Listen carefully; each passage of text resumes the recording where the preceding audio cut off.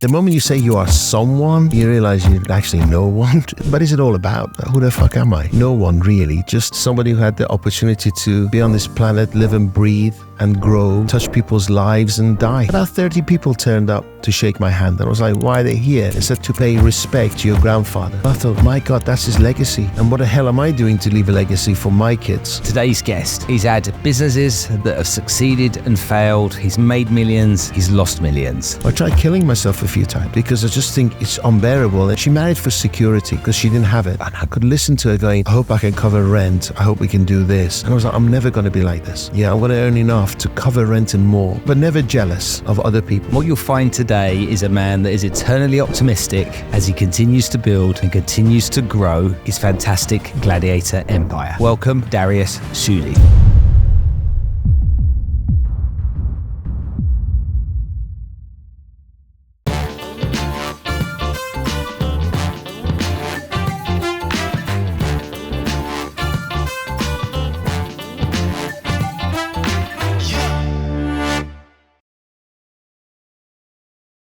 This episode is proudly sponsored by Allsop & Allsop, Dubai's leading and largest real estate brokerage. They've been in business for 16 years and they have created 153 millionaires within their organization. The top earners in the company are taking in over 10 million dirhams in commission annually. Now, has that got your attention? Because it gets better. If you're considering a change in career or you're looking for your next step, there literally is only one choice. Life at Allsop & Allsop offers unlimited tax-free earning potential and an unmatched high-performance culture that you'll find in no other brokerage here in the UAE. They're there because they're designed to unlock your full potential. Be trained by the best to become the best. You'll be working with a hand-picked team of real estate experts who really are the best the industry has to offer. There's no wonder they have the strongest retention in the industry. Are you ready to change your life? Get in touch with Allsop & Allsop. Keep moving. Dariush. Spencer. Welcome to the show. Thank you for inviting me. Finally. Yeah. I was like, I had him on my podcast 4 friggin' years ago and he still hasn't invited me back, you cheeky sod. How many episodes have you done now? Many, I can't remember. I'm not doing them anymore now. Oh. I reached 1 million subscribers on YouTube and I thought, you know what, I'm actually tired of people, to be honest with you. And I thought if the high ranking ones come, I'll do it. But now I'm kind of training my staff to do their podcasts and stuff like this. And some people get a bit offended when they come to get interviewed by me and I don't show up. Oh, really? And I think, what's the point? My listeners and viewers still there. It's just an ego thing. But I don't do it anymore as much. So for people that don't know you, and when we look at our audience, we've got 30% is in the States, 30% UK, 40% here. So for those that don't know you, let's unpack a little bit about your background. Well, 33% of my followers are Brazilians, right? Really? I don't speak a word of Portuguese. So, eu falo português. So, yeah. I don't know why I'm big in Brazil, but I do know actually Bangladesh and Brazil, not because both begin with B, because when we're doing advertising, it was cheapest. So there you are. Let's do a seminar in Brazil and we'll be packed. I lived in Brazil for 4 years. Really? Yeah. And so it's one of those countries that you go to where you know instantly you're going to struggle unless you learn the language. Wow. Like instantly. You get in a cab and you're just like, okay. Nobody speaks it. You got to make it. Nowhere. No English signs. Right. So, things you take for granted. Yeah. Even in Iran here, English signs everywhere. You just take it for granted. In China, there were English signs. Wow. So, okay. Who are you? No one. Because, honestly, I think the moment you say you are someone, you realize you're actually no one. Does that make sense? But is it all about? Who the fuck am I? No one really. Just somebody who had the opportunity to be on this planet, live and breathe and grow, touch people's lives and die. When you were younger, did you have an ego? Does that answer your question? Yeah, it does, yeah. No one. Who am I? No one. I'm work in progress. Ask me that question and I've got the same answer, so I get it. When you were younger, okay, when you had more of an ego, which we all did when we were younger, who did you think you were then if I'd have asked the question? I actually never had much of ego. I have more ego now than ever before. Really? Because I had my ego knocked out of me in the conversation we had earlier. It was like, you're no one. You are no one. Everybody's better than you. So it was just one thing for my sad childhood was, for whatever reason, I was never jealous. I was never jealous. I was always inspired by thinking people were smarter than me. I very quickly realized I wasn't the best looking, the strongest, the fastest, nothing. But I knew if I desired it enough, I could gain those things. So as a young child, I always knew that I could do anything. Why is that guy so rich? What's he doing I can copy to learn to be like him? So I was always striving. And now I realize if you don't have an ego and you got too much empathy, you're going to get walked all over, right? So I have to work on my ego. And nobody will ever say he was arrogant, okay? But they'll say he was confident. So your ego is a fine line between arrogance and confidence mixed with the right amount of empathy. If you have too much empathy, you get walked all over. I'm a salesman at heart, and you need ego to close the deal, right? You need certainty. So I'm working on it. And also, like, I know that, for instance, Grant Cardone, he's here now, right? And to me, it was this big thing. And then you meet him, you think, why was I making this guy such a big thing when he's just a normal guy? Yeah, so He's a car salesman. He is, yeah, exactly. Andy Elliott, the same thing. So I can tell you stories. So, and it's constant working on yourself and on your confidence and being honorable, being value driven, knowing your boundaries. Yes, and then ego is that practicing, and the more you practice whatever you try to do, the confidence comes in, and people call it ego. Now, what happens is at 58, I'm 58. I just don't have the patience for bullshit anymore, right? So, like, for instance, I have this summit coming and people heard about it, and I got these people, these big speakers calling me saying, Dariush, I normally charge $100,000. And before they even finished the sentence, I said, hey, listen, you come for free, you spend all day, you hug everyone, or you don't even speak to me anymore. Okay, I'll do it for free. Because I just can't bear egos anymore, right? Don't play this game with me. I want to speak, but I have to check my diary whether I'm in Dubai. So don't contact me unless you're here. I want to talk a lot about that later on. When I wasn't selling this summit. I'm just saying it's constant. Yes. I will do later, not now. But it was like if you're constantly evolving, you're never the same person. Yeah, agreed. I know after this conversation, I'll be a better person than when I came in because I want to learn from you. And every time we've met, I've learned from you, believe it or not. Well, that's very kind of you to say. I'll give you one example. Do you remember we did, I'm not going to mention names, we did an event at somebody's house. I think it was on the Palm after a big event. And they were talking about, we're going to form this group, we're going to do this, we're going to do that. And you got up and said, what a load of bollocks, right? Because I've been invited to these events before and nothing ever happens. Right? So if you're going to make it happen, and I was like, oh, Spencer, sit down, be a nice guy. And nothing ever happened. Exactly how you mentioned it. It was just a total waste of an evening. Do you remember? I do. Yeah, and you got up and said, and I was like, he's just telling everyone what everybody's thinking. Yes? And I learned that from you. No filters. Say it as it is. Say what you feel, and worry about offending people later. People talk to me and they say you're Marmite. You're the people like you or they don't like you. There's no kind of but they respect you. But I like it that way. Yeah. Okay. I don't care about being. So you had this story about how you became somebody along the way, and everyone has a backstory, and everyone's been through some stuff in their life, and then some of the listeners can identify with that in their own story. They're like, that was me. And I don't know why I am the way I am now. I don't know why I feel the way I do, but I know there was something that troubled me as a kid. Mm-hmm. And I haven't been able to put that all together. Sure. Or is in denial. When you think about your childhood, tell me about heroes. Who were your heroes when you were a kid? Well, we didn't watch TV. We didn't have a TV. My father passed away at 3. So my mom was a widow at 23. I think my father was my hero, although I don't remember him. He was this imaginary, fictitious human being who couldn't do wrong. Yes, so he was my hero. And then my grandfather was the mayor of a city.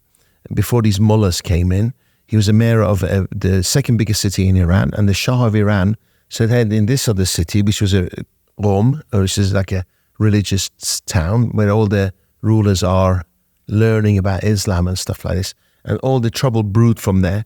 And the Shah sent my grandfather there to fix the problems, and he put a lot of them in jail. And they have shrines where Muslims circle it and throw money in there, and there's literally millions of dollars a month being thrown in, and they were just milking it. Now they're doing it legally. Those days it was illegally. And my grandfather came and put them all in jail, put systems in place. And I watched it. And to me at the time, I would have been 6. And I got photographs where they were collecting the money and they were counting it and were sealing it, sending it to the bank. There was no such things like that. And then he died in front of me. But to me, he was my hero as an old man. But I realize he's 4 years younger than I am today. Yeah, and he controlled a city, and wow. He was my hero. Yeah, man of power. People used to come in and used to bend, and he had two dark circles here where he used to pray on a stone, and until formed like your elbows and he was just a man of purpose and had an aura. Yeah, and people just he was powerful. He was powerful. And then 20 years ago, I went to Iran to bid farewell to my grandma who had Alzheimer's. And somebody said, because my father and my grandfather are buried on top of each other. Oh, wow. And said, do you want to go and see their graves? I said, of course I do. Because before I used to fly to Dubai. Every time I went over Iran, I cried. Because I was like, that's my soul, my birth thing. And so we went to this place, and about 30 people turned up to shake my hand. And I was like, why are they here? They said, to pay respect to your grandfather. And I thought, my God, that's his legacy. And what the hell am I doing to leave a legacy for my kids? And then I started in this personal development journey, posting things and stuff. But I've already had 2 heart attacks. I said, if I'm going to die, and when I'm going to die, I want to leave a library of good stuff for my great-grandkids. And hopefully they'll never stray. Or if they have any questions about life, they can refer to this guy who lived once and helped people. What was the story around your relationship with your mum, and why was that difficult for you? Well, my mum is and was extremely attractive. Do you remember the Charlie's Angels? Yeah. She looked like one of them. Jacqueline Smith, was it? Jacqueline Smith. Farrah Fawcett Maid. Farrah Fawcett Maid. Cheryl Ladd, doesn't there? Cheryl Ladd and Jacqueline Smith. Yeah, the brunette. Yes. Yeah. She looked like her. Oh, wow. So, and there was an American base near where we lived. And when my father passed, my grandfather said to my mum, you're stunning, right? Go and meet someone. I'll take care of the kids. Okay? And she fought for us. For 23 with 2 kids. My sister was 30 days old and she was a widow. My dad was 29 when he died of a heart attack. And I witnessed all those fights. Okay? I witnessed how they fought for me. But she could have easily left us and then got a married queue of people. So these Americans used to phone in and they were like in lines to date my mum. And I think deep down inside, she got very bitter and angry to the fact that she didn't really live her life because she had 2 kids. And I paid the price for, I think subconsciously, she was thinking, if I didn't have you, I could have lived all my potential. So verbally, she'll tell people we're best friends, but mentally and physically, I was abused. So, and more than anything else, it was the verbal, because I'll get a result, and they'll say, "Well, next door neighbor's result is better than you." Yes, and I was never happy. I could not wait to become 18 and leave. So I knew this soon shall pass. Whatever. I was never into personal development until I met Michelle, and. Just so I can't wait to get 18. I tried killing myself a few times because I just think it's unbearable. And she married for security because she didn't have it. So, and I could listen to her going, I hope I can cover rent. I hope we can do this. And I was like, I'm never going to be like this. Yeah, I'm going to earn enough to cover rent and more. But never jealous of other people. And so you had a stepfather? Alcoholic. He had is it OCD when everything's got to be lined up and like that. He was an alcoholic, and on every Saturday, it was my day off. We couldn't speak because he was watching cricket or sports or something, and we couldn't walk in front of him. My friends weren't allowed to knock on the door. It was absolutely horrible, but I wish if he was alive, I would have gone and punched him. But then he got Alzheimer's and died. But yeah, revenge. Sometimes revenge feels good at that time. Did you ever forgive your mum? Good point. I forgave her from day one, because I knew she was in pain. Okay, but all the time I was thinking, why the hell am I so positive? Why am I so optimistic? Why do I believe in abundance all the time? Because this is not how I've been brought up. It's always be careful. That's good. She would say, never have children because they're gonna die and their life's miserable. Right? So I was like, this is not how I feel about life. Like my results were coming and she'll say, God help you if you don't achieve those results. So all the way through summer, I was shitting myself. I'm like, fuck, I deserve to be happy. Yeah. And I look at my kids, how lucky they are. So I knew that's not how I want to live life or bring kids up. But then about 8 years ago, I was at a Tony Robbins seminar in Tenerife. And I was handling a group of like 1,000 people. He has like team leaders on his big events. And I was listening to him in the background and he said something and I thought, oh my God, it's not my dad's DNA that was positive. It's just my mom's been my motivation because I always want to prove her wrong. So I phoned her up and since I'd been here, I think 8-9 years and we hadn't spoken. I sent her a message once. I said, Mum, every time I'm up, you give me a call. And you're the only person that gets under my skin. And this is, I need you most because I've lost everything. We've got to go through that. And I'm trying to get it back. And I'm working 7 days a week. I'm an honorable guy. But you're breaking me. And I'll have to love you from distance. And she messaged me back, fuck you. I was like, okay. And that was 8 years ago. That was 15 years ago. 15 years. And then 7, 8 years later, I gave her a call and I said, Mom, what are you doing this Christmas? She goes, nothing. I said, flight. So I booked her a flight. She came and now I talk to her every single day. Yeah. Every single day. Every single day I dread the call. Every single day I make the call. I tell her I love her. Everything she says gets under my skin. It triggers negative memories. It's like those negative stuff never happened. But you know what? I feel sorry for her. Because at the end of the day, she's alone. And she has to go to bed alone. When I was into personal development, she goes, why are you wasting your money for when you can come to me? I have all the answers. Right?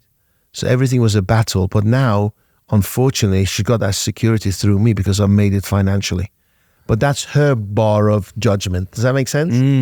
I used to say, why are you thinking so high of this guy? He's a freaking drug dealer. Look at the way they've made the money. That's important, but it didn't really matter then. My parents divorced when I was really young, and my dad was always used to question my success. And in all of my family... Is your dad still with us? He's still with us. And he's the only person, including my stepfather, my family members, he's the only person whose money I don't look after. Everybody else in the family I do. That he didn't buy into me being... I can't be a very good one if I'm one. And then I wrote a book on sales about 6 or 7 years ago. And my dad said to me, I don't know, maybe it was 2 years ago, he said, I read your book. Did you? Uh-oh. He said, yeah, I read your book front to back. I was like, man, first, don't say anything. Thank you for reading it. I'm so grateful, Dad, that you read my book. And he went, yeah, I've read it from front to back. Plagiarism. I was waiting for that. Just around the dinner table. He just said that. And my sister said to him, do you know what plagiarism means? And so he mumbled some stuff out. And I just looked at him. I said, that's the best you can do. I said, do you realize at all the impact of your words? I said, I forgive you. And you're 52. I'm 50 years old. 50. No, whatever it was. I said, I forgive you. No, what I'm saying is you were a man and it's still... But I felt like for 5 seconds, a stupid boy that had failed again. And that stupid boy in me always wanting to prove to him that I was worthy in some way. And so when you tell that story, it makes me think about my dad and being worthy for that person. I did an event. The pain is the same. It's just how we deal with it, right? Yeah. And how long we hold on to it. Because we probably in our lives, we hold on to pain for too long. Now we realize and just let it go a little bit more. Still hurts. I did an event the other day and it was about 250 people. And she always presses like and comments and stuff like this. And that day I'd done 3 events. And the pictures of the first one had come out, the other 2 hadn't. So, and I'd made the biggest mistake. I said, did you see the picture of the, and I'm like, oh no, I'm love buying. I should never do that. And then she goes, yeah, it was a very small event, wasn't it? Like 2 or 3 people on a passing. And I was like, don't. No, Mum, was 250. Oh, it looked like very small. And I just let it go. Yeah. I get that. And then the flip side, my mum has always been my champion. She's championed me, She's, I remember my first Facebook Live. I stood there. She was the first. She was the only person. She was on the Facebook Live. I'm standing there. I've got lights. I've got my laptop up on the top of a table. I've got my stuff on. I'm doing it, and I'm Facebook Live. My mum's there. She just types in, "You look amazing, but don't forget, always wear a tie." And everybody can see. Right? I'm like, all right, Mum, nice to see you. You know what? Thank you. Yeah. But she would always champion me. I never had a champion ever. You never had never in my life ever.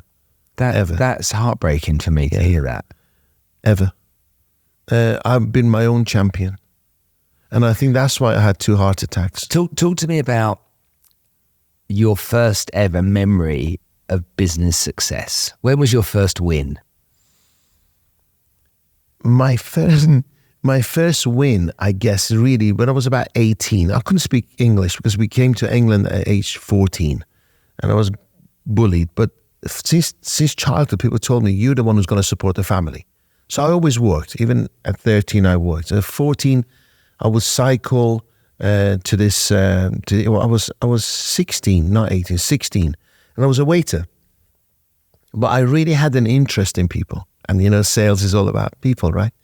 And this guy turned around and said, your service has been amazing. Amongst another 20 waiters, I was a waiter. We're doing a wedding. Because your service has been amazing. And because of that, I'm going to give you a tip, right? Yeah. But go and buy yourself a drink.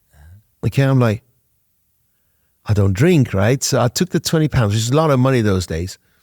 And I went around saying, does anybody want to drink, to my colleagues? And the chef and everyone, no, I want to drink. You sure you don't want to drink? No. I went back to the guy and said, nobody wants to drink? I gave him his 20 quid back. He was like, so I guess that was my win, that if you connect with people. But did you in that moment, you felt amazing? Yeah, it was a win, like 20. I don't think I earned more than £5 that day. Yeah. And he gave me £20 tip. I was like, whoa, this is, if I can make people happy, in return, they will pay me back something, right? Although I didn't handle the money very well because, I remember the English. So when I used to serve people, it was like potatoes, carrots, and sprouts. But I could never remember sprouts. So I'll go to people and there's steam coming out, I was sweating. I was saying, don't sweat on the vegetables. And I'll go, potatoes, yes, carrots. And I'll go, because I was thinking, I can't remember what the sprouts is, right? And I'm going around and you think, don't focus on it. I'll go say, potatoes, carrots. And this guy goes, and I went, gooseberries. And he's like, it's okay. I was like, oh, gee. So I remember, and I remember going to the doctor once and I had because everybody smoked on the way to school. Mm-hmm. I don't know how to bring this on. No relevance to your question. It's just funny. And I heard, and I kept coughing and I didn't feel very well. I went to the doctor and he goes, here's a bowl, spend a penny. Right? I'm like, I don't have any penny. He goes, no, you urinate. I said, okay. So he gave me this thing and I'm like 14. So I get this bowl and I fill it to the top, right? And I'm bringing it back like this. And he got his litmus paper, went, you're okay. I was like, oh shit. Pissed in his bowl all the way to the top. I didn't know English, really I didn't. And I was bullied all the time. But business-wise, I'm dyslexic, but I knew numbers. So people thought I was stupid, but I knew I wasn't. I really knew I wasn't because you give me a spreadsheet, I can work it out in seconds. And so just went into sales and I did really well. What did you sell? What didn't I sell? Kirby vacuum cleaners. What was the first, the first experience of great sales training? Photocopiers. No, I've never had great sales training. Never had great. So where were you selling photocopiers? In Manchester, north of England. And I have a Yellow Pages. Okay, hold on a minute. What year were you selling photocopiers? That would have been 1990. 1990. Earlier, 86, age 20, yeah. 86. And what make of photocopiers were you selling? Canon copiers. Yeah. And was it before the color copier, the CLC 500? It was, yeah, oh my God, yeah. The huge ones, yeah. Everybody used to put the faces on it and the bums on it. And say, yeah, absolutely, a multi-copiers. And then they did cost per copy. They brought cost per copy out. I sold, during that, I was selling Kirby vacuum cleaners, £800-900 vacuum cleaners. And then the day I started, they said, we're going to do finance, and your area is within Shore County Council. Man, I was chased by prostitutes, drug dealers, gang leaders. That was my best lesson I ever learned. But it was self-taught. So you went through this process of selling these different things. When did you think, I think I've got this sales thing worked out? I made money everywhere I went. I made money. I didn't quite fit within the sales in the UK because most of the people in those times used to go to the pub, and I never drank. I was a squash player. And I didn't like alcohol. Even now, I don't like the taste of alcohol. So I never really fitted, but I made money always. And I worked the hardest. I remember my sales manager, later on in life when mobile phones just come out, and he'll say like, Friday afternoon, where the hell are you? Yeah. I said, we used to live in Manchester. I was married to Michelle. And then I'll say, I'm actually in Northampton door knocking. And he couldn't believe it because everybody else was in the pub. And I would get home at 3 a.m. and it was normal to me. It was just normal. You just work your socks off and you're honorable. You don't lie, cheat, nothing. I used to do leaflet drops, and I realized later on, and people get a leaflet, they put in the bin. And I was so honorable to the last one. I'll deliver it 8, 9 o'clock at night to every letterbox. Yeah. I just didn't cheat. I just worked hard. So to be a successful entrepreneur, how important is being a great salesperson?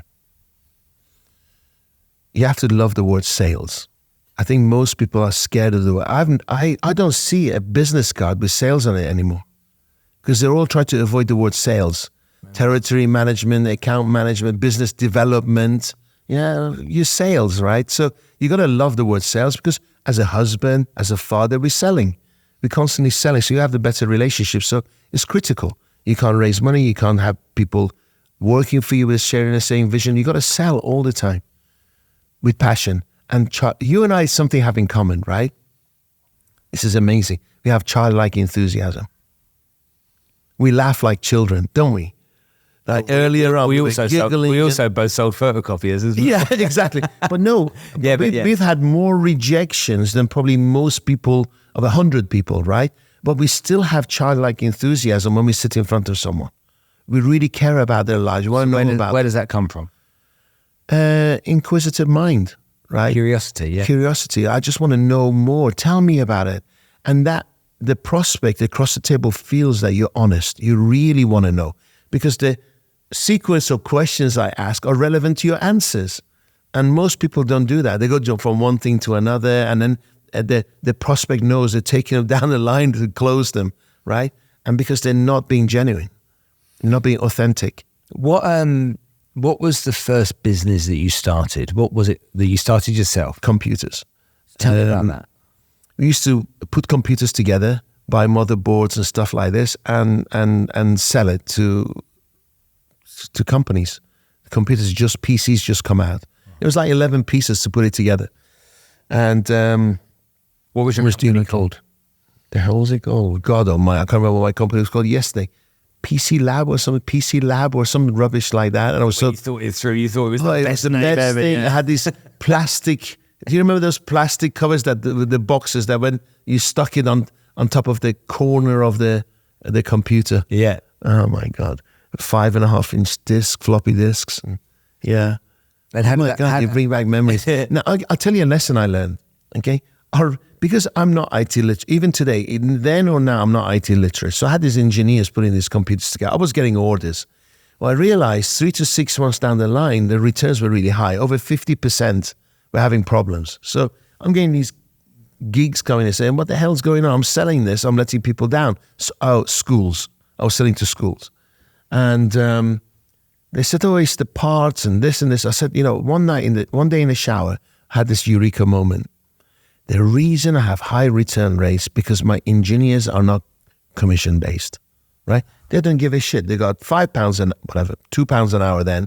And whether the computer breaks or not, they're not incentivized, right? So I'm going to incentivize them. So I sat them all down and said, right, if a computer doesn't break down in 6 months, I'm going to give you, honestly, I can't, £5 per computer. So you could treble your salary. Oh, whoa, fantastic. 6 months later, guess what happened? Go on.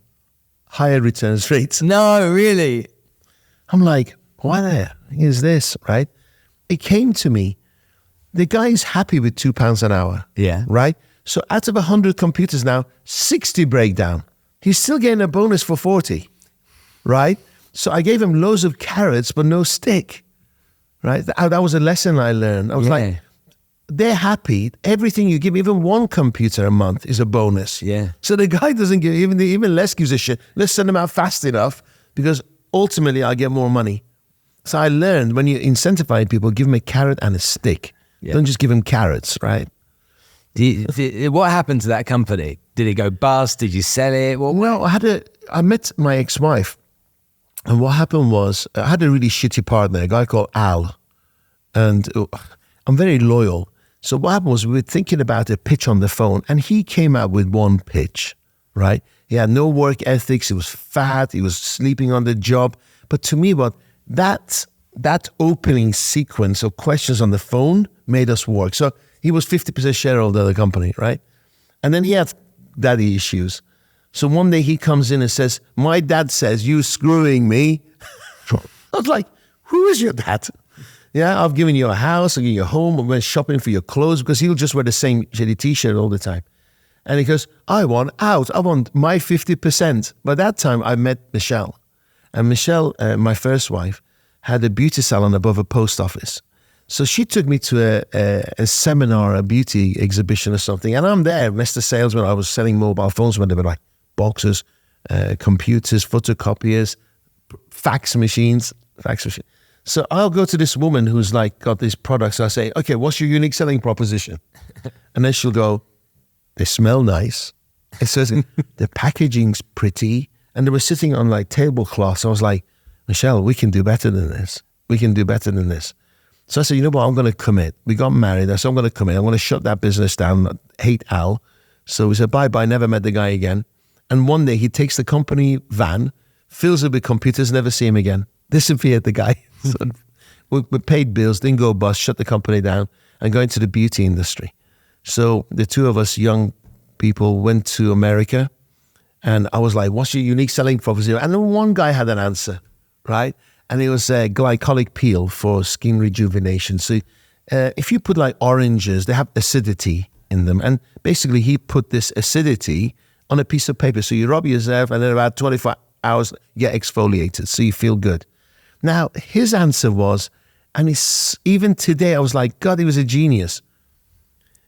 If you look at the pH of a skincare, right? If they are neutralized, what does that mean to you? It's pH 7, right? It's neutralized, right? Yeah. So these guys were selling, the whole market was saturated with peels that were neutralized. So which means that people were just putting water over the skin, right? And I'm there going, I can actually re-educate the market because I was getting these peels, so they were not neutralized and they had acidity pH, right? So when you put it on, you got skin tingling. Yeah. And so we bought like everything we had and buy these products. We brought it back. Man, it was the hardest sell ever. Although I'm saying, hey, you having pH neutralized water on your face. I've got acidity of 2. You're putting on exfoliates. Here's the science. People were still buying the other products. Why? Because educating morons costs a fortune and a lot of time. eventually, I saturated the market with these peels. It was hard work. And then there was a health club opening, a license for a health club. And I went to my ex, Michelle, and said, Michelle, I think this beauty salon above the business is too small for us. Let's take it and let's take over this health club outside this town. I think tennis courts, gyms, creches is what we should do. She said, no, I'm really happy. She doesn't like change. So I said, I'll take the risk. I can do this. So I put the money and took over this health club. We had over 30,000 people go through our doors that year. Nobody came back, right? Because I couldn't run a business. So but it showed Michelle that there was a need for it. Okay, so she goes, no, you're right. You're fucking it up, right? But I can see this demand. So she joined, and suddenly we had this, me the hunter, she the farmer. So she ran this meticulous business, and I just kept opening these clubs. We had 7, and we ran them for like 14 years, and we became very rich out of it. Yeah, we made stupid mistakes. We got screwed by people, and then they were all on leases. And I'll give you one example about when our relationship was coming to an end. And everything, you say, God, give me a sign that everything's happening to you. And Virgin came over because they were doing Virgin Active. And they went to the landlord and say, we want these 2 units. And obviously talking to Richard Branson, and there's me on the other side. They came and said, you got 3 months notice. So after building all these businesses, the landlords gave us 3 months notice. So Michelle and I sat down and said, we got like 100 people committed to us, right? We can't just let them go. We were just so determined on saving jobs and lives. So we opened up 2 health clubs across the road from the 2 units. Millions. Spencer, it cost us millions. On the opening day, nobody came. They'd already negotiated jobs with Virgin. Can you believe it, Spencer? We sat there crying. And we phoned them up and said, we told you what we're doing. You saw the damn thing being built. Sorry, what do you expect us to do? We have to look after our family. Bye. Wow. So let's start the business from scratch. So did you lose? Lost fortune, yeah. And we picked him up again, but imagine we lost reputation, no revenue, no staff. We had to hire him again, train him again. It took his toll. And every weekend, 20% of our staff wouldn't show up because they were all drinking, partying. And weekends is the business where the weddings are coming and stuff like that. So I was just hated every second of that business. But then poor Michelle, when she gave birth to our second child, our Yasmin, I don't know if you've met her, our daughter, the very next day, her best friend and her staff had opened a salon around the corner. So within 4 days of giving birth, she was back at work. Those things scar you. And then when you meet her now, she still doesn't see bad in anyone. No. Okay. So, but it hurt. It hurt. Was that? What lesson did you take from that? Not much, because I repeated it this month. So when you look at this business journey you've had over the years, I mean, we make a lot of us. I've made the same mistake twice, thinking I'm not making the same mistake. Yeah, you see it differently. But I actually am, and it takes me to make the mistake twice to go. Well, before, I was doing the business because of necessity and money, not because I enjoyed it. I just don't do anything if I don't enjoy it. However, a year ago, we hired this young lady. The problem isn't as big as then. That was millions. Now it's just an employee. And she was absolutely useless. She had 1 good month, and instead of giving her a bonus, I gave her a salary increase, doubled her salary. Okay? And she continued being, actually, the moment she got a salary increase, she gave it worse than before. Right? So over 10 months, I've thought about firing this girl almost twice a week, right? Then I like to stay loyal, invest before you are too impatient, invest. The moment she became okay, she resigned or had a better offer. Yeah. Now, where's your loyalty? Because all along I was saying, I'm not happy, improve, and I'm coaching you, I'm staying back behind with you, pushing you. She even had personal issues. I supported her. Right? Yeah. And then she goes, well, there's a better offer. It's when you do stuff for people and you think that you've done something really kind of like important, because you're demonstrating that you care, and you think they get it, and they don't. They can't even see what you've done. And when you remind them, it's almost like they poo-poo it. Yeah, I got a message on the way here. She goes, "Oh, I understand you're angry and you think I'm disloyal, blah, blah. Let's meet tomorrow before 9 o'clock. And I said, you know what, the deal's done. I got your resignation, pass it to accounts. We're going to say goodbye. I don't want to waste any more time. And I'll let the universe teach you a lesson.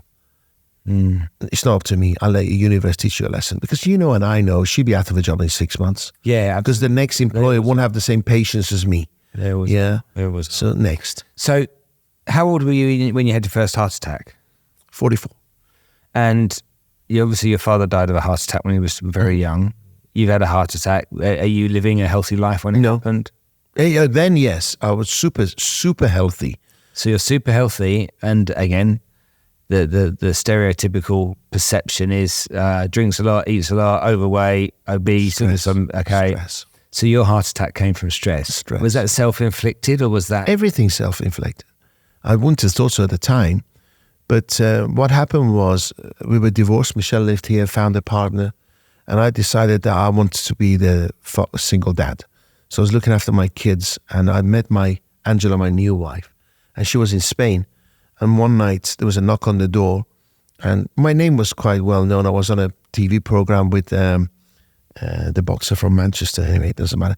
And Ricky Hatton. Oh, really? Thank you. Ricky Hatton, a couple of other stars. And there was Fly on the Wall documentary, but it was called That's Rich. And I thought, well, it'll probably get me laid, right? Because I'm going to be famous, and it didn't.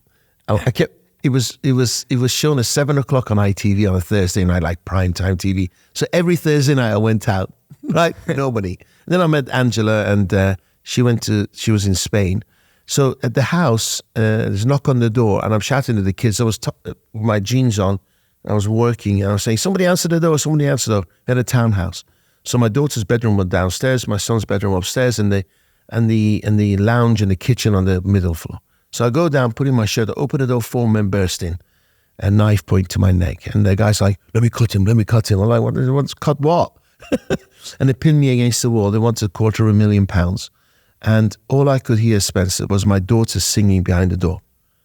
I was like, if she opens that fucking door, her life will never be the same again. And somehow I talked them out of it. I said, they mentioned my children's school, they knew my address of my work, everything. And I said, I'll pay you tomorrow. So they left.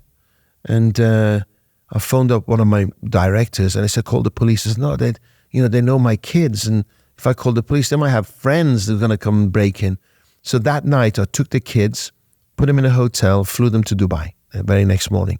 Never went back to the house, got police escort, packed my Q7 and drove all the way to my house in Spain.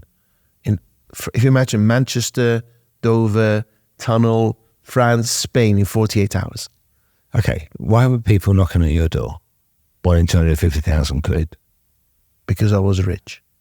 Just because you were retired? No. Oh. Okay, I had a business called 3D Kids. Go back a year before, I'm sitting in Dubai airport and my kids are running around and I see this laser engraving machine, right? And they go and sit in there and it prints the 3D image inside the laser by printing like 10,000 holes in it. In glass? In glass. You've seen them. They're everywhere. Yeah. Trophies and buildings and stuff. Paperweights and stuff. Yeah. So it was playing on my mind. I was like, that machine, I sat there for 2 hours and it's sitting empty. And I'm sure they're paying huge amounts of rent to the airport. And they're hoping somebody comes and says, take a picture of my kid. And I said, what if I actually put this machine in a warehouse? I'll take the cameras to schools. Right? I saturated the market within 6 months. I had every single nursery in England buying from me. But what happened was the machine, the laser printing machine, was 250,000 euros. And each camera, 3D image camera, at the time was, I think, 20,000 euros. So I ran out of money. There was too much demand. Two things. It was real. Looking back now, what was I thinking? The glass weighs a ton. So I became the biggest importer of glass from China to England, right? I had so much glass broken and damaged. We used to put it at the bottom of boats to stabilize boats because we had nowhere to put it. The problems we had with that thing. And then being a salesman, I would take a picture of every child at that nursery or school and I say, here it is. If you don't like it, we will destroy the picture of your child. And everybody was buying. And I'll say, do you want the key ring with it? Do you want this? And it took off. But then I got this, and then I thought, I've run out of money. How am I going? I don't do loans. So I sold 6 franchises. One of those franchises was a guy from Liverpool. Okay, nothing against, I'm a Liverpool fan, nothing. He lives in Nantwich. And honestly, Spencer, every sign was there that he was dodgy. He would say, I'll bring cash. Don't send me messages. And he'll change his email address. I'm like, this is really weird. But if I thought, is there anybody dodgy in my peer group, I would have thought him. But I never even thought that way. You know what I mean? It was just, signs were there. What happened was he'd borrowed the money from some nasty people. They wanted it back, and he said he's got it. It was his wife's brother. So they turned up wanting his money back to give it to them. Yeah, wow. So he was self-inflicted, really. So would you consider yourself to be, up until that point, would you consider yourself to be an entrepreneur in the making, a failed businessman, a roller coaster businessman? What would you, if you look back on it now and say, what if you put all of that together, what would you say you were? Lost. Oh, really? Yeah, lost. Didn't really know about my values, didn't know about my boundaries. I was just grafting every single day. To make a buck. And be a good man, because I wasn't doing anything. I wasn't doing drugs or anything. It was just doing good day's work and supporting people. But I was lost. I never took a moment to think, what are my values? This is what I'm doing and what I'm resonate with, what I'm happy with. Never took the time until I had a heart attack. So let's do that heart attack thing in a second, though. It seems to me from what you're telling me is that you were sold too easily. So was that another idea would come along and you're like, oh, this is the one, whether it was the acid face stuff or whether it was...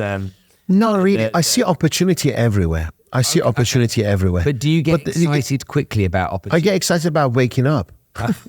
So honestly, I get excited about traffic. I get excited about anything, right? So I'm orgasmic about anything and everything because I'm living in gratitude every second.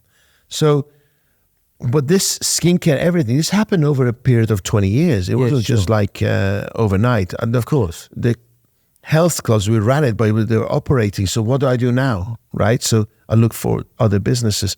But I was in mobile phones. I was in cloud technology. This 3D technology was ahead of its time.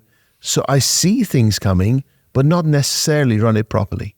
A lot of what you're saying really resonates with me. It's kind of, I was with Lewis Alsop the other day and we were talking about the relationship he has with his brother. And he said, my brother and I argued for 3 years until he realized that you just have to let me be erratic. Okay. And he said, let me fly. I'll make some bad decisions. I'll make some good decisions. Just make sure everything going on behind the scenes is all in order and let me do it this way. And he said, we found this way of working because the first 3 years, he's like, all you're doing is you're stopping me being me. And that really resonates with me because I think there are people out there like us that create a bit of a wake behind us that we don't actually see because we have such a high tolerance for risk. Oh, we kind of know, but we can't be bothered sorting it out. Okay, we just hire the right people and hope they're going to fix it. Yeah. I have that in my life, and it's my son. Okay. He's 30 now, and I love him more than any human being on earth. But the thing is, he saw me lose everything. Okay, and he saw the pain, and unfortunately, he's driven by fear of losing again. So he constantly clips my wings, daily, okay? And I beg him, I said, son, let me be me. Let me just fly, yes? And yeah, I will make mistakes, but we'll never go back to what we had before. So, Tidy, you're an amazing farmer, you're cultivating. He's seen the same clients that he did 10 years ago still every week, just like his mom, right? Isn't it? So, and when I sell, call me, I'm here if anything goes wrong. Well, you're not going to see me again. Yeah. Right? Next. Yeah, next. Call me. I'll support you. I'll be in that WhatsApp group, right?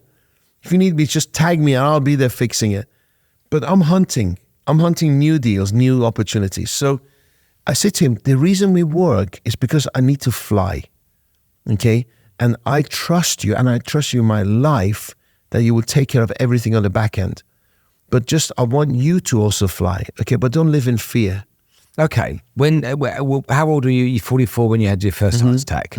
Where were you? Manchester. So you're in Manchester. Okay, where were you? In the gym. Working out or just working out in the gym. And I think well, tell me exactly what happened. Yeah, sure. I'm running. I was on a flight to Canada. And I thought I booked a flight to go to Canada. And I was in the gym. I thought I had some hours free. So I went to the gym. And I was a semi-professional squash player. I'd coming to the end of my career. Well, he retired before me. And I'm 117 kilos now, which is not light. I was 90 kilos. Can you imagine? So super fit, shredded. So I go to the gym, I'm on the runner, and I get this crampy feeling here. And I go, oh God, you fat slob. Maybe you didn't sleep very well, and just like get stretched. And I go on the bike. So I'm on the bike, and this gets worse, and I go on the rowing machine. And I'm like, no, I can't handle this. So I got in the lift, and I collapsed in the lift. Like, this is like really bad. The whole side was crampy. And I was packing my bags, and Michelle calls from Dubai, right? How's he going? I said, listen, I've got a 6-hour flight to Toronto, but I don't think with cramp, I'm going to really get in there. She goes, no, go to the hospital. Why don't you go now? Promise me you're going to go to hospital. Stop at Wythenshawe Hospital and then fly off. I said, okay, I promise. And reluctantly, I put my Volkswagen Sirocco, I put £1 in a meter, and I walked in. I said, there's probably nothing wrong with me, but I've got this cramp thing. And so we got to do an enzyme test. So you've had a major heart attack. So they wheeled me in, put me on morphine, which was the best feeling in the world. I don't know if you've ever been on morphine. Yeah. I'm flying on that bed, and I'll tell you a funny story. And then, they said, like, you got a 75% chance of dying. Yeah. But here's the thing, right? So I've never heard of, putting these things in your stents. Yeah, stents. Thank you. So I never heard of it. So the nurses come in, and I'm there like on morphine, like, this is not my time. It's a shitty, horrible ceiling. It's not my last view. Honestly, I was thinking that. I was thinking, this is not my time. There's more to my life than this view. And the nurses coming, and were like, unfortunately, it's going to be a bit embarrassing, but we have to shave your testicles. I said, I've had a heart attack. What's my testicles got to do with anything? Because no, we have to shave around there because there's an artery that goes from here direct to your heart. So what we're going to do is we're going to feed this.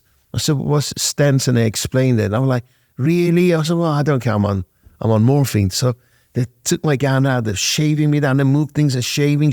And the doctor comes. He goes, what are you doing? He goes, we'll be shaving his testicles. Oh, no, I'm going to use his wrist. I'm like, oh. Oh, we'll just put that gown back. Did they just do one side or both sides? And I just put it back. I was like, thank God I'm on morphine, because this is like so embarrassing. But the truth is, they do go in the yeah, they do. Okay, fair enough. It's a bigger artery, so we're going to use his wrist. So tell me about how it felt to be somebody at 44 that had a heart attack. How did that make you feel? What did you think about yourself, your life, and where you were? Honest truth, because I thought I was going to die. And I was like, bring it on. Spencer, I was like, bring it on. But then I couldn't stop crying because there was nobody there. Right? And I was like, fuck, where's my family? They were in Dubai. And I thought, if I make this, I want to be with my loved ones. I don't want to die alone. And I'm ready. Honestly, I was like, if this is it, bring it on. I don't give a shit. It'd be an interesting journey. But then I couldn't stop crying because I was like, what a life is this that I'm on my own? So I decided that if I was going to live through it, I'll come to Dubai, whatever it takes to be with my kids. And that's what I did. And then I was very honest. I sold the businesses, the health clubs, and what was left of them, because Virgin had just taken over the other two. And I found buyers because we had a good name. We gave one to a long-serving employee, and they came and paid me 10% as a commitment. And at the same time, I want to give you the detail. At the same time, I owed the taxman £30,000 VAT discrepancy. And my accountant, I said, pay him. We had millions in the bank. I said, pay him. My accountant said, no, it's not fair. We need to question this. We need to, put our case forward. Why should you just pay him £30,000? But I didn't realize that and then they decided to take us to court. If the taxman, I didn't know this, is going to sue you or go to court, they have to announce it in the London Gazette. It said 200-year, whatever, English thing. And I'm like innocent walking around. And then the next thing I know, your bank accounts are on hold. Because the banks check if you're going to be on the London Gazette. And suddenly we got millions in the banks, 100,000, 300,000 million in the bank. And they're all on hold. The next thing I know, the buyers are gazumping me. They go with the document to the landlords. Hey, he's being sued. They give him the key and say, F you. So suddenly, I've got nothing. The banks come after me. I said, what are you after me for? The money's in the bank. You got the money, but I just can't touch it. So paid everybody off, bro. For a few months, I traded off cash. And obviously that doesn't make staff feel comfortable, right? Because what I'm trading, I'm paying people, paid everybody off, came here September the 1st or 9th or something like this, with $700 in my pocket. What year was that? 2009, the worst year ever. Ramadan just finished and the market just hit it dead end. Your story up until this point makes me wonder how, and it clearly goes back to your mum, how you've continued to be chipper. Almost, it's almost chipper, like positive and optimistic, and forward thinking, or forward looking, and it's another hurdle, but we go forward. It's another hurdle that we go forward. Then there must have been a point that you got to start questioning yourself. At that time, at that time. So I was like, what the hell's going on in my life? And why am I so miserable? Why is this all happened to me? And I realized I'm not happy living in England. I'm not happy with the weather. I'm not happy with the suppliers. I'm not happy in the industry. I don't have any friends because when I lost everything, there was nobody there. When I had it everywhere, I was the most popular guy, right? And what a bullshit life. What a fucking bullshit life I have. So what do I want in my life? Because I used to read positivity and I used to follow Tony Robbins. And I thought, okay, then instead of focusing on what I don't want, write down what I want. So I like manners. I like punctuality. I like people who act fast, walk fast. I really love communication, honest, clear communication. So I wrote all these values down. I said, this is what I want in my life. And wherever I go in the world, and it's going to be Dubai, I only work with people, I have relationship with people who have the same values. And it served me to today. And I have a value book, Spencer. If you come to my office, I have a value, I show it to you. And I say, right, you got to be my friend, you got to be my partner, this is my value book, right? Don't say I didn't tell you. This is a journey we're going to take together. It's like a hop-on, hop-off bus, right? Hopefully, when I perform, we're going to hop on this bus for a long time. But if you hop off, I respect you, but stick to my values. Otherwise, I'll push you off this bus. And you go, okay.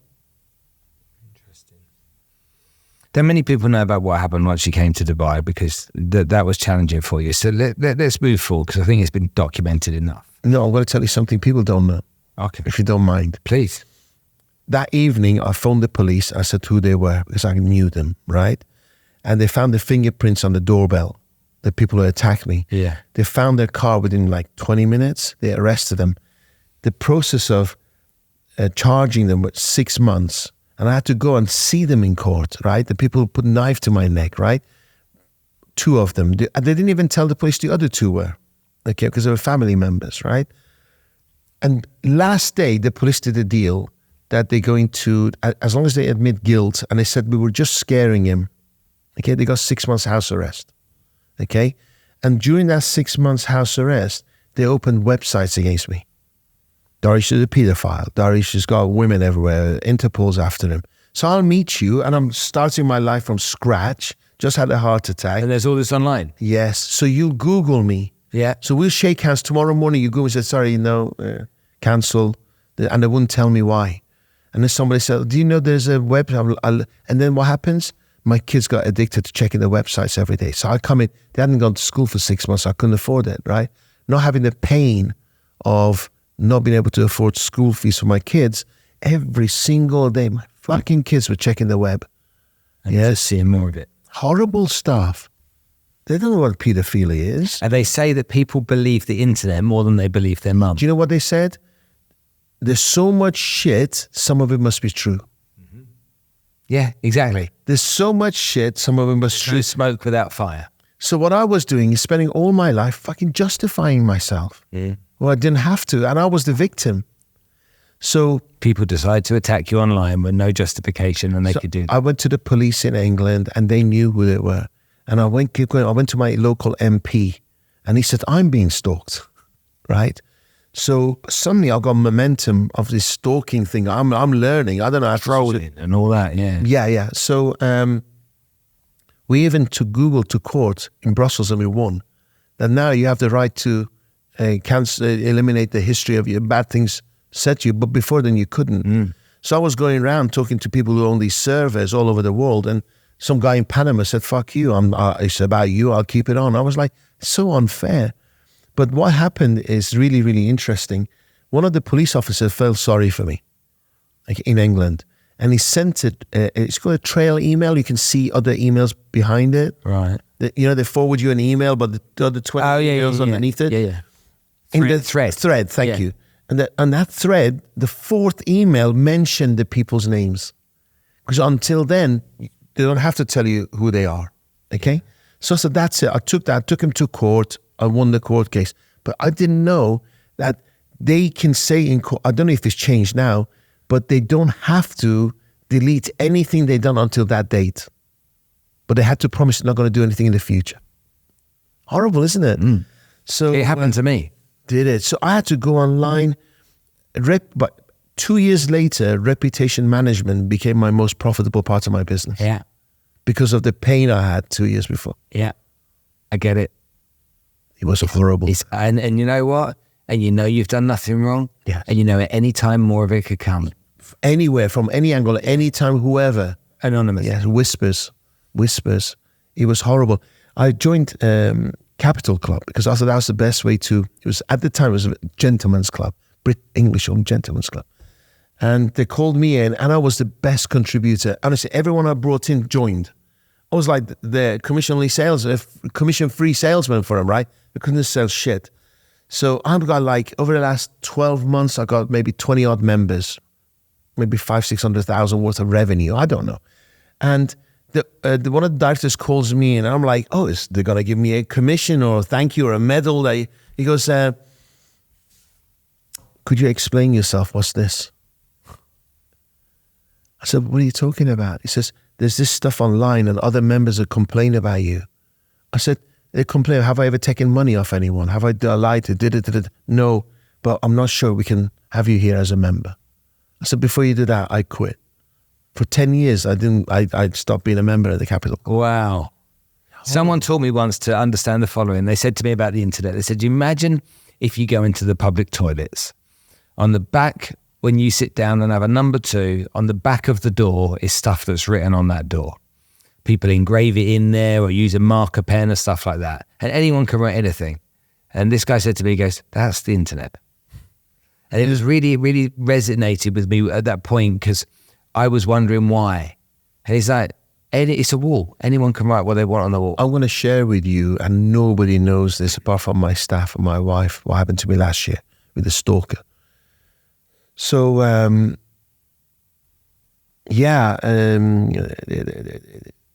was horrible. I'll give you one example then. So I go to a BNI meeting, and in BNI, I like BNI. You know BNI, right? Network internet. Correct. It's great because you get 30 seconds to put your bump together and tell 30 people. So it gives you confidence and you don't waffle for hours. So it's a good discipline to be able to stand and present for 30 seconds or 60 seconds. And you can network. Things I don't like, givers gain. You keep giving and hope. Because if you can't sell shit, you go to BNI, right? You hope that somebody gives it back to you. And that may never come. And you have to turn up at 6 o'clock every morning, have breakfast, and they give you badges, green, yellow, how many friends you get. So I think if you're an entrepreneur, you don't want to be sheep, right? So that's my opinion. But this particular day, I turned up at BNI, I had about 100 dirhams in my pocket. And I thought, I've got to work this room. So I worked out I think you'd be interested in a sales pitch. And I had 30 seconds to impress everyone. But I was sitting there was one lady from a bank, a well-known bank, and she stood up and talked. When she sat down, all the financial advisors who were independent ripped into her, right? And she didn't know how to cope, and she was shaking and stuff like Standard Charter. So I thought, poor woman. Now, by this time, I had about 50 dirhams in my pocket, right? So I called her up because I had the business cards of 30 people. I called her up and said, Miss So-and-so, I'd like to take you for coffee and see how to handle this kind of negativity you're going to get. So we met her at Emirates Tower. She comes down. We sit in Starbucks on the first floor. And I spent about 2 hours, bro. I spent 2 hours and I paid for coffee. I didn't even have the money. But I thought, you know what, I give. And I said to her, if they say this, you can turn it around like this. You can do this. You can do that. Thank you so much. Thank you so much. I said, don't worry, coffee's on me. She went in a full-time job getting highly paid, right? Next thing I know, I get a call from BNI. She's gone back, researched the internet, and sent those links to every BNI member in the country. And I couldn't believe it. It's just happened to you.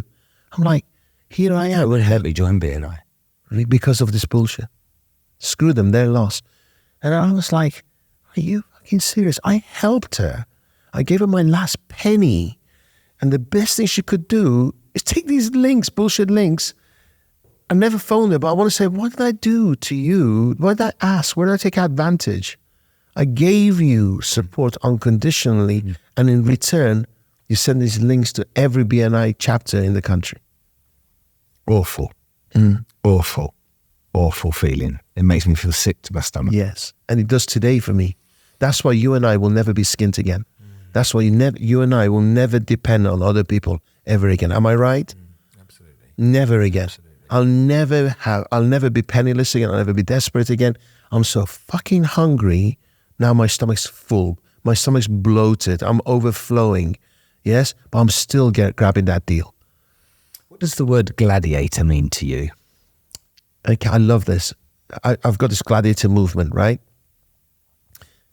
I believe that most of us were born poor, right? And it shows, economy shows, only top 1% are wealthy and the rest are poor. So most of us are not born with a silver spoon. And gladiators, I have a connection with Rome and Roman Empire and history. So I always go to Rome and I sit in front of the Colosseum for hours where people walk by and I imagine what it used to be like. And I thought, you know what? Romans had these gladiators who entertained people, right? And they were slaves, they were poor. And majority of gladiators were bruised but not killed, okay? But the one who entertained the most amount of people got to fight again and eventually fight their way to freedom. I was thinking, hello, we as humans we're still doing the same thing today, but the difference is as salespeople, we're not taking a knife with us or a sword or a spear, but we're going out there fighting and battling to win our little battles in the arena we call life. The difference is that we don't get killed. That's the only difference. But at the same time, I know the majority of people's regrets when they die is that they didn't live an authentic life. They lived to other people's expectations, right? And their regret is they didn't take those chances, that they died a frustrated life. And I thought, why is it, which death do I want? The one that dies every single day in meetings? Or do I want the sudden death? I'll take the sudden death any fucking day. Right? So, I think gladiators, if you're going to go fight a battle tomorrow against Spencer, I'm not going to go, I'll just see how it goes. Right? You're going to practice. You're going to lose sleep. You're going to rehearse. If he attacks me from here, if he goes down, I'm going to be ready. Okay? And if at any moment I show weakness, I'm going to attack. I'm going to win this battle.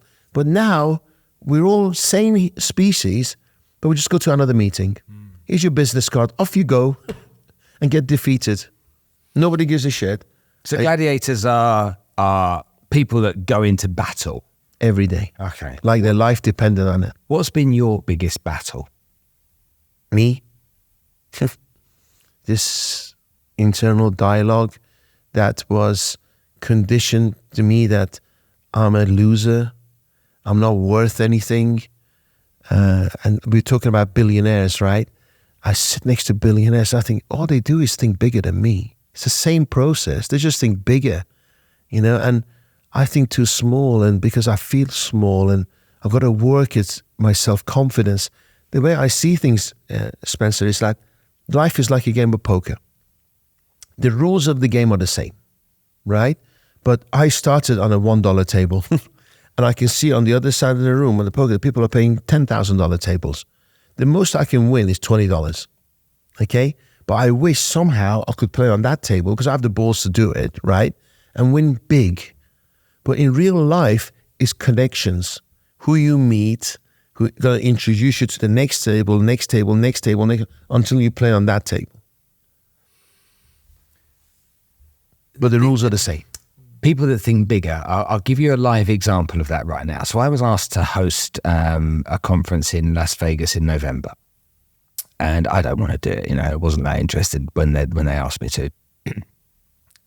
And so they said, well, we'll build a podcast studio for you and you can interview all of the guests or the speakers. Okay, thank you very much indeed, but still not that attractive. They said, well, let's run through some of the speakers for you so you know who you're talking to. And so the first person, no idea. Second person, no idea. Third person, he's building an eco resort in Belize. It's a sustainability summit. He's building an eco resort in Belize. I'm like, okay. Do you know him? His name's Leonardo DiCaprio. So I went, is that exactly what I did? I was like, I'm coming. Whoa, hold on a minute. Let me just give you a few more people. There's a guy that's just released a book on sustainability. He's driving. He's a Formula One racing driver. I don't know if you know him. I know his first name's Lewis. So all of a sudden I'm interested. Mm-hmm. Yeah. So that was great. That's the pull in. And I then say, well, how many people are attending? And she said there's 4,000 people attending plus 5 million online. And I bear in mind I've been around this circuit a little bit, as you know. And I'm like, okay, big numbers. Big, and I'm like, so people online that are attending, I said, how much are they paying? She goes, $8.99. Okay, so they pay $8.99 and they go. I said, and the people that are in person, what are they paying? She goes, $1,500 a ticket. And she's talking to me like this is all very normal. Mm-hmm. And I'm like, 1,500 times 4,000, that's 6 million. So I'm trying to work it all out. And I'm like, what kind of revenue are you talking about here? She's like, I don't know, maybe revenue, total revenue might be $50 million. Mm-hmm. And it was just that. Just like that. And if she listens to this, she'll pick me up on this. But I started talking to her and I was really impressed with her. Yeah, really impressed with her. And I said to her, because I'm 54 and she's 32, I said, congratulations, kiddo, you've done a great job. The next day she sent me a message. I didn't like you. I don't like you calling me kiddo. Wow. Because I've worked really hard to get where I am. And I respect that, but it was like, whoa, Triggers. But when I saw these numbers and she's like, yeah, this is what we're going to do, this is how we want to do it, da, da, da, da, da, da. And it just comes back to that whole thing about people thinking bigger. And sometimes I think when we have a population like the United States, they don't have an option but to think bigger because that's the boundaries. 100 million people, and it's all about abundance and money and the American dream of being the best version of yourself you can. So anyway, the reason I say that is that I really get that kind of that aspect of thinking bigger. When you're a gladiator, that's what you do. But because your life depends on it. So and I know, we trainers, right? How many people know the answers? Everyone. But they play the game like it's no big deal. You're in the real estate business. Do you know what I find the CEOs hate or they can't understand? When the commission-only salesperson is not motivated. They're like, he or she's on commission, she's sitting there playing games all day. Yeah. They don't get it because majority of people today have it too easy. And the reason they don't, the commission-only salesperson that doesn't do it, okay, has got another source of income. Because just like you and I both know, if there's no money coming in, there's no rent, there's no food, and you need to eat. And my boss said to me once when I went to work in this company, there was some overweight guys over there. I'm like a 20-year-old kid. And he said, we work on commission, okay? And we need to earn commission because we need to eat. These guys and there's some fat fuckers over there not hitting sales targets, and they're getting back to the clearly smashing it. Type of thing. And so it was to me, it was just like, if you want to be successful, like in the Asian culture, if you're fat, then you're doing well for yourself. You're doing very well for yourself. So when you look at the Gladiator as it stands, you've built this business where you want to, from what I can interpret, you want to help people get unstuck. People like me. So I've been on training courses all over the world, and I realized I'm just the average guy. Not good at anything, really. Always had to work at it. I had a desire to have a better life for my family, right? So I think there's nothing in it for me, right? There's no courses for me. Nobody helped me. Why can't it be there for other people like me? And suddenly that's my niche. And the most common thing I get is people messaging me saying, your story resonates with mine. That's the most common remark I get. Your story resonates with mine.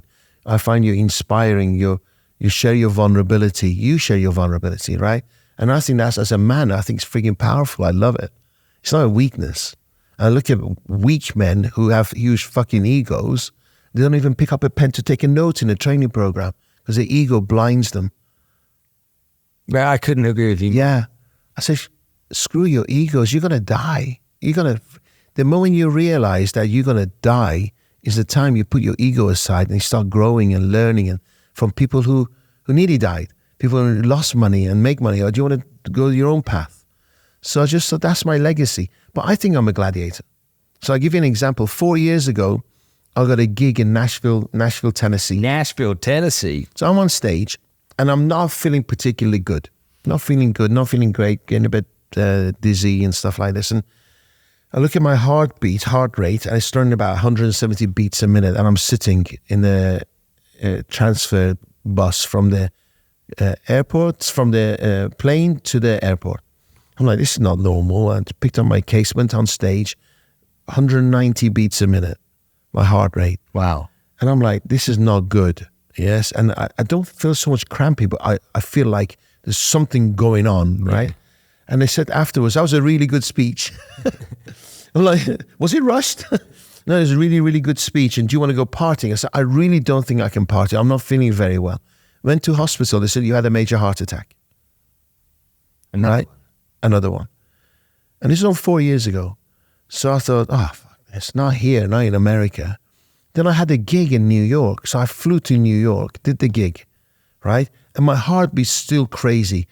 I got to my W Hotel in Times Square. I know it. I've stayed there. I'm rolling on the floor in pain. And I don't know where the pain is. I'm just in pain. I can't put I'm just in pain. And I thought, I'm not going to die here. And I thought I was going to die. Honestly, Spencer, I thought I was going to die. So I thought, I'll just make it till tomorrow. And I took a coach, one of these open air buses, and I went to Ground Zero. And I thought, if I'm going to die, I'm going to die here, right? It's a very spiritual place. And I made it, went to Starbucks or whatever it was, and came back to the hotel. And I was in hospital. They said, you've had a major heart attack. I had to sign off 4 things saying I'm not going to sue the hospital for letting me go. So I flew back to Dubai, which is, you shouldn't do. You're on your own again. Yes. So second heart attack, yes. And you're on your own again. Yes. But I'm working. My family are in Dubai. Okay, I'm working. I'm alone. So I thought, I'm not going to go to hospital and get me a $2 million bill. I don't know this thing. So if I want to die, I'm going to die on the plane or when I get back. So I arrived on Friday, on Thursday evening. So on Friday, I go to the hospital and they said, 3 of your arteries are shut, right? You need to operate now. And I said, well, no, I've got a commitment Saturday and Sunday. So I didn't go. I booked my operation for Monday. I did the 2 talks. People were crying. I said, I'm actually in the middle of a heart attack. And they're like, whoa. It was like I was a hero. Monday morning, they put me on the operating table and started operating. And obviously I survived. And I'm like, I'm a fucking gladiator, right? Because I give my word. So I want to share this with you because it reminds me of somebody. I had a guy on the podcast that lost his legs recently. I saw it. Yeah. A fantastic story of a guy that wanted being a professional footballer, goes out for a few drinks, on his way home, falls over onto the railway lines. Train comes over and takes. Is that how he lost his leg? Goes into hospital, and he wakes up and he doesn't realise he's lost his legs. Mm-hmm. So he's like, "What's wrong, guys? What do you mean?" And they're like, "You've lost your legs." And for a lot of people, that to lose your legs, considering you're a footballer, is devastating. Yeah. But this is the gladiator in him. Probably a great story to share. He was like, "Well, you haven't got me yet." Yeah. And it made him invincible. Wow. Okay. Well, if I can live through that, I can live forever. Yeah. Wow. And his brain is. By the way, I'd take a heart attack any day. Yeah, absolutely. Right? Yeah. I'm losing your legs. But both your legs straight across, and then to go, yeah, I tell you what, you tried your best, didn't you? Bring it. Wow. Bring it on. That's what I think. Yeah. Bring it on. And that's what I think that gladiator mentality is, yes. Isn't it? Bring it on. It's not my time. But I try to find the funny side of everything. Okay. So I'm on the operating table, and they don't quite knock you out because I'm doing stents again. So you're sedated. So if they leave you, you sleep. But if they wake you up, you wake up. Or sometimes you're actually kind of aware of what's going on, but you're not aware. So I get this. And I'm like, yes. And I turn around and they got things in my wrist and on my groin. and there's a screen. They're all looking at it. And I'm like, what? How inconvenient to wake me up right now. Yeah. And I said, yes. And he said, I've got some bad news. So what's that? Your fourth artery is blocked. We didn't see that, okay? And that'll be another 35,000 dirhams. And I paid like 120 already or something. And so that'll be another 35,000 dirhams. I'm like, okay. He goes, what do you want me to do? I said, what's are my options? He goes, well, we can close it or we can operate, but that'll be another 35,000. Unbelievable. I said, okay, go for it. And I fell asleep. Woke up and everything, I'm alive. And the security was at the door, not letting me go until I paid the 35,000 dirhams. Yeah. So months later, I turned to the guy who operated the heart surgery. I said, that was the best fucking close I've ever seen in my life. Right? Opened the guy's heart. I said, what do you want me to do? Yeah. Right? Do you want me to do? That's a close and a half. So now in my courses, I use that as an example. Brilliant. The best closing technique I've ever had in my life. Tell me about the event. When is it and what can people take from it? How long do I have to tell you about this event? 5 minutes? Are we okay for time? Do it I like this. I'm enjoying this. Right? Are you enjoying it? 5 minutes. Go on. A year and a half ago, I'm speaking on stage. People said, your story's interesting, speak on stage. I think I'm a good storyteller. And people get emotional and get touched and whatever. And then since then, I've got a big social media following. And I thought, you know what? If I'm going to do it, what's my motivation? What motivates me if you ignore me? What motivates me if you underestimate me? Right? So I'm thinking, no fuckers phoning me up to speak on their stage. Yeah. Right?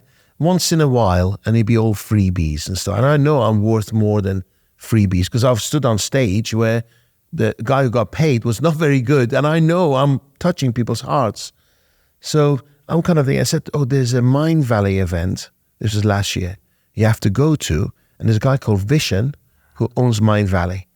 Go and maybe you can meet him, introduce yourself. Maybe he'll have you on stage. So I go and I buy VIP tickets to the front and I'm sitting there. I'm not that impressed. A lot of speakers were speaking from the head and not from the heart. It was very rehearsed. I didn't get connected. And I said to the people next to me, they were all coaches and they're all, yeah. I personally didn't get much out of it. And I said to them, I think I can do better than this. I think I can do better than this. And I turned around and I said, who's Vicious? So that guy over there. And he had like 30 people around him kissing his ass and hanger-ons. And so I thought, I'm not going to go and kiss ass, right? I'm just going to go. One day he'll come to me. Well, I thought, you know what? I'm going to do an event. I want to speak on my own stage. Okay. So I went to, which is the best hotel, banyan tree, this. I paid up front. I'm going to give food because I thought, I'm going to beat every event ever. So I'm not going to have anybody more than 30 seconds waiting at the entrance of my event. You know, when you go in the heat, you got a queue, then they give you wristbands. I had over 30 people at the entrance and nobody waited over 30 seconds of my event. Then I thought, even if they do wait, I want to have a magician to keep them entertained. Yeah. Right? The whole process was incredible. And I thought I'm going to serve food, the best food money can buy, right? So I went and bought the seats in the 600 seats with food. So it was the most expensive event. And I put the money up front. Sat down with my staff and said, right, I kind of committed, right? I'm in now. Let's do the marketing. We sold out in 4 weeks. Amazing. We sold out in 4 weeks. And 6 weeks leading to the event, we were refusing tickets. It was incredible. I've never seen anything like it. I was like, maybe there's waiting for this. There's some momentum here. There's a need. The event was incredible. And people came back. We finished at 7. They stayed till 9:30. By the way, you have VIP tickets to my next one. So people came back, and the feeling was, when are you going to do another one? And we got a waiting list of 600 people. I got motivated. So I drove to the World Trade Center, popped in $1 million dirhams. I said, I want a room for 5,000 people. And then I came back to the office. Guys, let's do some marketing. Wow. And then I didn't realize to go from 600, now we only have 2,500 seats, still big. It's 10 times more operation needed than, it's not 5 times more. The AV system's bigger, the sound system's bigger. We have a 32-meter screen. Now, in the first one, I didn't realize if it's not high resolution, it doesn't look good on cameras. Yeah. So we even paid out 3 times to have a high resolution 32-inch screen.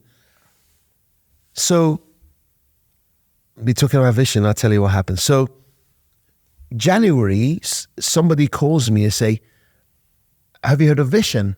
I said, yes, I know. This is the guy that he's in Dubai and he wants to come on your podcast. Okay, so we're having a podcast. He comes to my office, quite impressed. We never met before. And all the time I'm thinking, I want to speak on your stage, right? So we get on and he says to me, Dariush, I love you, right? I want to put you in my inner circle, come to Estonia for a month in June, and this is the hotel you booked. So to show that amount of action, by the time he reached the lift, I'd booked a hotel, I booked the flights, my wife and I to go, everything was done. He comes to my office and I've got loads of Muhammad Ali memorabilia. And he goes, oh, I'm a fan of Muhammad Ali. I was like, okay. So I went online and I found a $6,000 gift. And I had it flown over to Muhammad Ali gloves, right, to his office. January comes. February comes. March comes. April comes. I don't hear nothing. I'm like, did it get delivered? I checked with TNT or whoever it was. I said, yeah, it got delivered. So I messaged the PA. I said, hi, did Vision receive my gift? And she sends a picture of it sitting in the office. Is this it? I said, yeah, that's it. Hear nothing. June comes. Nothing. I don't hear from Estonia. I phone up the hotel, cancel it. I cancel my flights. And I'm like, what the fuck is this, right? This is so not against my values. And the event happens. I changed my phone and 3 weeks ago. And I'm going through the people that I want to delete, don't want to put the energy in my new phone. And his name pops up. And I thought, you know what? I've got a lump in my throat about this situation. I'm going to air it before I block his name. So I sent him a no hard feelings message. I said, hey, and I said, no hard feelings. I came to see you. You committed to this. I was going to be your inner circle, inner family. I did this, I did that. I sent you a gift. I did it unconditionally. But he didn't. Oh, July, I sent him a message. Vishan, did you get my gift? And he replies, yes, thanks. Oh. Yes, TNX. Not even proper thank you, right? I'm like, right? Okay, maybe I was love buying, but come on, work on yourself. Let it go. So I sent a really no hard feelings message, right? Man, no hard feelings. Obviously, we don't share the values. I booked my hotel, I booked my flight. Within 2 minutes, he phoned me up. Right? Sorry for this. I heard about your venue. Can I speak on your stage? So what did he do? What he said he was sick. That's why he didn't say thank you. It's okay. So, but here's the thing. A year and a bit later, I'm having an event twice the size of his, and he's speaking on my stage. Yeah. Spencer, how does that happen? And the 2 people who I sat next to, they're speaking on my stage. And they remember, said, we can't believe this manifestation. You told us. We've already sold 1,000 tickets with 2 months to go. My event, and I want you there. I want you front row seats. And I want you to, if you're interested, interview some of my speakers. Love you too, for your podcast, whatever. Thank you. And there are some big names coming. Brad Lee, Ray Rodriguez, they're amazing people. So 2,500 people. My event is a show. It's not a summit. You don't sit there listening. It's a show. And I've got the most incredible entertainment. I've been to Tony Robbins all over the world. Beat him hands down, bro. And I want you to witness it. I want you to be there. Guess what happened now? I've got every Success Resources, Najahi, everybody's talking to me. I've got speakers all over the world. And here's the thing. They phone up and say, an email. Hi, we heard about Gladiator Summit. Oh, yeah, okay. Everybody wants to speak, right? And normally we charge $80,000. Yeah. And we charge $20,000 for photographs. And I go, before I read your letter any further, if you're not going to come for free, actually, half my speakers are paying me. Yeah, I'm paying me because I'm taking all the risk, Absolutely. right? So I said, half the speakers are paying me. Now I understand you have 5 million followers and this, and I'd love to have you, but you're going to have to stay all day, hug 2,500 people. Don't go shopping to Dubai. Come here, do your hour and bugger off shopping. Yeah, you're going to stay there all day and you do it for free. Everyone said yes. Perfect. Congratulations, man. Thank you. When's the event? I'll never do another one. Who needs it? Yeah. I'm 2 million down and I'm like, sell tickets. 16th or 17th of November, World Trade Center, 24 speakers, and it's edutainment. Honestly, I create an environment, a safe environment where people can cry, share their insecurities, and they feel safe. They dance, they laugh, they form new friendships, they network. It's all about money, energy, spirituality. And we finished at 7 o'clock last time. At 9:30, people weren't going home. That's really good. It's really good, yeah. Dariush, it's been such fun chatting to you. You've got so many great stories. I think we've got a whole evening's worth of this that we need to go through. 1 week? Yeah, maybe even a week. We have a band. But there's a lot that within your story that resonates with me. And so you took me to some places today to make me start to think about what had happened in my past. And so I really appreciate you. I love you, man. I really do. And I honor you. Thank you so much. Good to see you, buddy. Thanks, brother. Thank you.